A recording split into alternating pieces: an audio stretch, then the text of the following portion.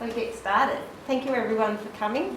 I'd like to start by acknowledging the traditional owners of the Kaurna people of the ground that we're meeting on, the grounds that we work on. I'd like to pay my respects to the elders past, present and emerging, and I would also like to acknowledge their deep and long tradition of caring for our land and their deep connection with the land that we work on. I'm going to start by asking for any apologies for this evening.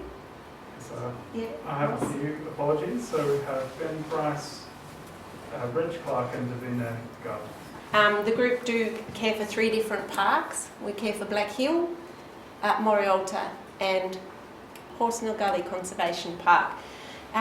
We do have 15 volunteer projects across the 3 different parks, plus we actually have 5 different significant overarching projects that are going on across the 3 parks.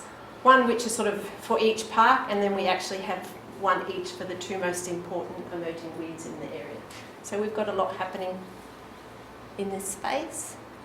I have to start off by talking about the new website because the biggest challenge for the Friends Committee this year has been the implementation of our new website. I hope you've all had opportunity to explore it, and I doubt that many of you have actually had the chance to view it without one or more of our alert panels turned on, as we did when we designed it, but this is what it'll actually end up looking like once the COVID-19 alert gets turned off at the front page there. And the website has provided us with much greater functionality and flexibility than the old website, and it has freed up significant volunteer hours in membership management in particular. It is still a work in progress, but we very much hope you like the results, and we do encourage people to give us any feedback or ideas about what they'd like to see on there they haven't seen yet. It's brought very many benefits with it.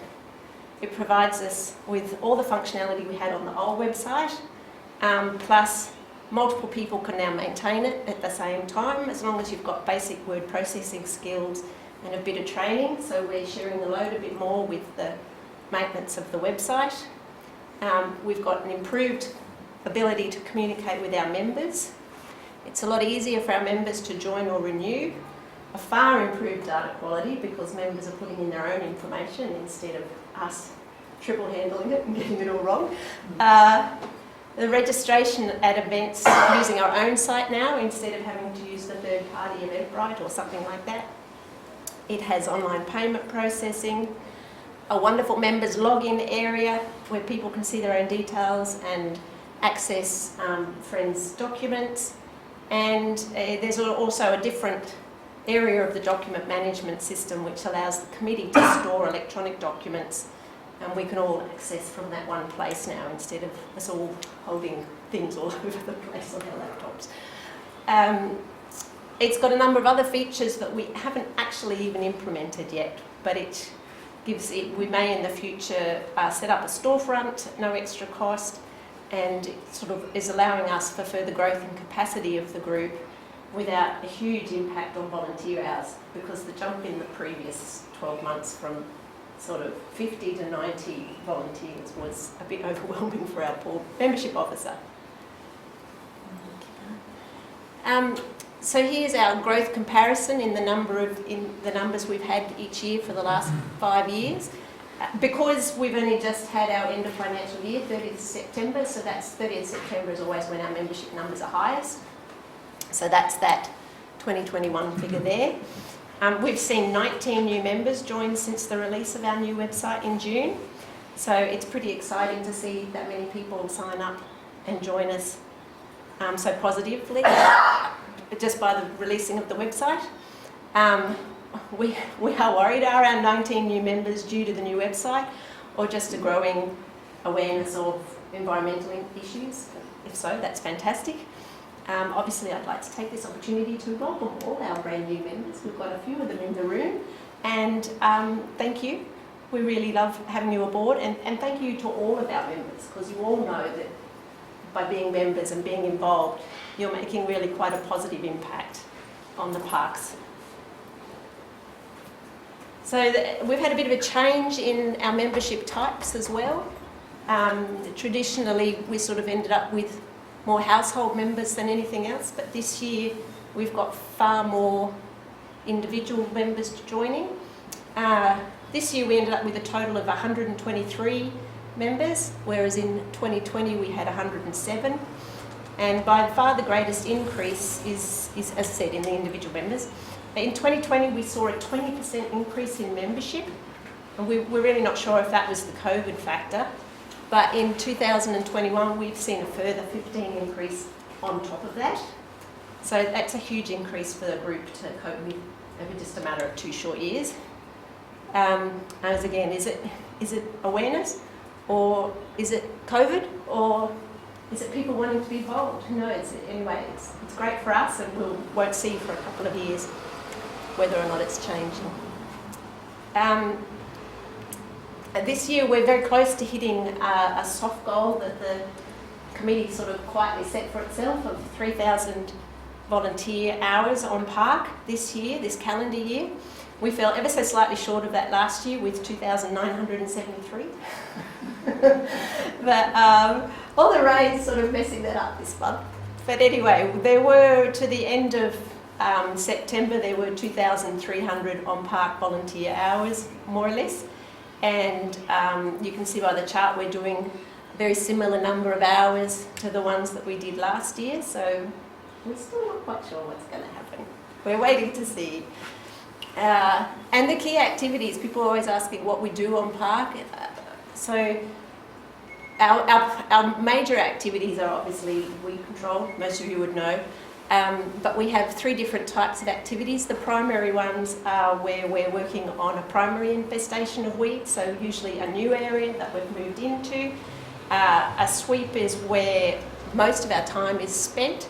It's where we're sort of travelling through our project sites. We've gone through, we've done the initial weed control, and we're returning to perform all of the follow-up sweeps, all those little seedlings that come back, all the olives that don't quite die the first time, all of that kind of stuff. They're sweeps, and then by the time we get down to patrolling, that lovely little yellow line there, we consider the job's pretty much almost done. We've worked through an area to such an extent that we're really only visiting once every couple of years, and we're just patrolling to prevent any weeds from re-establishing. And some of those ones up red, the others up the top there are things like mapping, camera trapping, or on-park project planning. So the highlights for 2021 on park, 2 new ventures have matured into coming into their own. The Trail Runner Trail Care project and the Lower Third Falls project are 2 sort of things that we didn't really have well established this time last year. We've also managed to hit every single Morialta patch this year, which is pretty amazing given that we were concerned that we weren't going to be able to do that, and given that Morialta is our highest priority weed in Morialta, that's been pretty important. And the last thing we've done there is, in fact, I've got it all written up there, look at that. We have hit all of the ornithogalum in Black Hill and Morialta. It's all been treated twice this year, which is quite important because we need to hit it once to reduce the numbers, and the second time just to contain it, to stop the spread by removing the flower heads. It's almost impossible to get it all every time because they're bulbs and they've all got to be dug up by hand. And given that these 2 weeds are our highest priority in our 3 parks, seeing this follow-up work happening is really quite important. So, trail care. What is trail care? It was actually modelled on the crag care, the way we run crag care with the climbing club. The trail care is actually an initiative of the Trail Running South Australia group, and instead of a post-work climb, the team go out for a pre-event run. And you can see them all looking very fresh there. I'm sure if I'd run to Third Falls, I'd look like I was dying. But in 2020, the group approached us about working with us in the park, and after a few training days, the team have now been out along their own little patch of colonial track every few months this year, removing primarily broom, and and this before and after shot taken on the same day. There's all your broom and there's all gone. They've achieved that in just one session, which that's just a fantastic result for that area up there. Yeah, so they've started work from the boot scraper that's there along Conal Track, and they're working downstream. So Michelle's not actually here tonight, but I would like to thank Michelle and the team for doing an amazing job along Forth Creek there. And the second project, in September 2020, a group of Friends volunteers commenced clearing weeds from the base of Third Falls. And you can see from this picture up here, there's our before shot. That's all broom, that's all blackberry, and that's all flowering broom up and down there. The team have done a huge amount of work clearing, particularly this area here around the base of the pool of Third Falls. And they've removed lots of blackberry, dog rose and broom. There's been tremendous bounce back of native species beside the pool, including this ruddy ground fern here, which is a species that was previously not actually even recorded in the park. So having that come up from where the weeds have been removed is pretty exciting. So yeah, I recommend everybody get up to Third Falls and have a look at the transformation for yourself, because it's pretty exciting to see how it's all bouncing back. And I'd like to thank our new project coordinator Kate for leading this project, and Paul Farmer for generously giving his time mentoring both the trail care team and Kate and Rob and the rest of the Third Falls team. There's a number of them in the room here. Thank you. They've both been wonderful new initiatives. In the top of the park, where it's really important that this work gets done. So, back to our 3 parks, and probably the significant areas of Morialta threatened species habitat have been treated for weeds in the past 5 years. And this map is actually showing you how much we've done in that space in the last 5 years, from a combination of bushfire funding, what was volunteer support funding, grant funding, we had a Green Army team.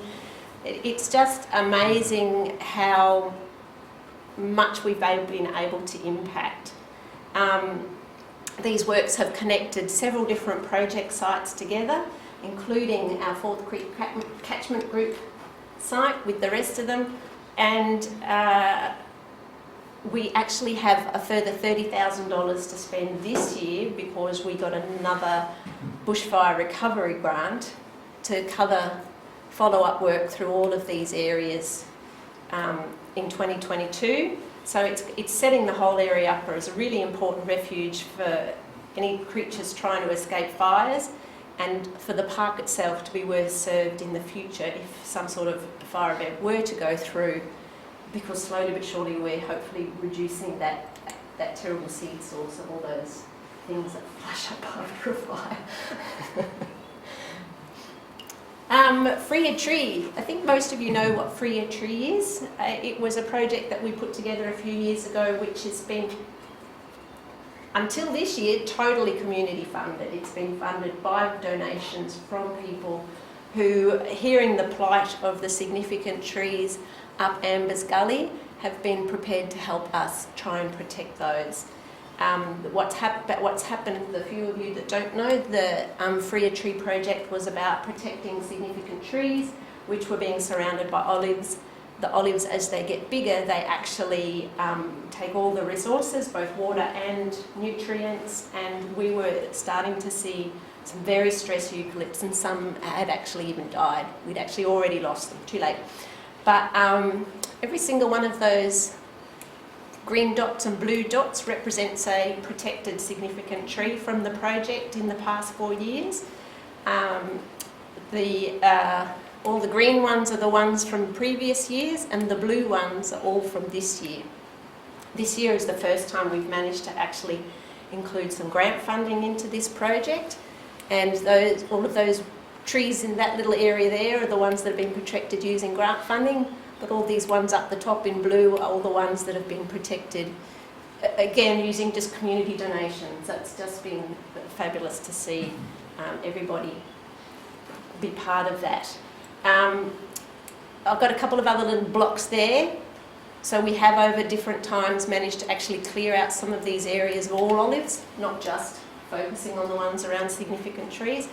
And what this map doesn't show is the significant work that's been done up Ghost Tree Gully removing olives, and also back down here at the Summit Trail by the fire crew and other departmental funds, removing olives from Black Hill. So actually, yeah, huge work, amount of work has been done in that space. And lastly, Horsnell Gully. This map's not a great one, sorry, but it does show you the different areas that we've worked in basically since 2017, again with a combination of volunteer support fund and grant funding and volunteer works. We did start off by working through water courses, which is what this is here. This is the volunteer area, this is the bit that's really not had a lot of work done, but this area up here has had significant amounts of Watsonia removed, blackberry, bone seed, broom, olives, and it's now just looking spectacular, which is really great. We have also done a lot of work in ornithogalum in this space. So I talk about priority 1 and priority 2 areas in Horsnell Gully all the time, and people look at me straight. Up around here is actually our threatened species, our best chestnut-rumped heath wren habitat, and this little polygon there is the priority 1 area for ornithogalum, and this one there is priority 2, and we have had the funding to have both of those areas worked in winter this year, and we've currently got contractors on site not only working through the ornithogalum but also clearing all the woody weeds out of that little area there with the grant funding that Grace managed to get for us. Yeah, that's great. Some fun on-park sightings this year. People like to see them. These creatures live here all the time, but we hardly ever get to see any of them. Up here is our yellow-footed Antechinus. He's quite rare, and we've had lots of sightings on the track from the First Falls car park to First Falls this year. Well, we've worked out that if you go there at dusk, they're running around like mad things everywhere. Just fabulous, because up until this year I hadn't seen one along there at all. I just went up there at the right time with the right person, and like, all of a sudden I've seen 4 or 5 of them. It's great. This one over here, not such a great image, but I can assure you it was a fantastic sighting. We did manage to see not 1 but 2 chestnut-rumped heath wrens, one of our 2 endangered species that live at the top of the park there, during our spring walk on the trail between Rocky Hill Track and Centre Track. So they are around, and not only that, they were cawing so loudly they didn't really notice us, which is why we got such a fabulous view. Down here, not such a fabulous shot, but this has come from our wildlife camera up along Moores Road, and that's our southern brown bandicoot, so that's our second nationally endangered species that lives up in the top of Morialta, and that one was on our camera back in August. But more exciting for me is that Paul and Maureen spotted a southern brown bandicoot quite close to the junction of Colonial Track and Track 35 last weekend, and I looked up the old records, and there are no records of any in that area before, so that's really exciting because there's been a lot of work up in that space the last few years. And the last one down here was mega exciting for me, not because the park isn't full of fire orchids, because it is. This is a flowering fire orchid. We have many, many, many fire orchid leaves, but this is the first fire orchid flower I've ever seen come up, because they're usually triggered by fire. Well, that's our understanding, and we hadn't had a fire event in that part of the park, but there it was on the side of Centre Track, and it was very exciting to see.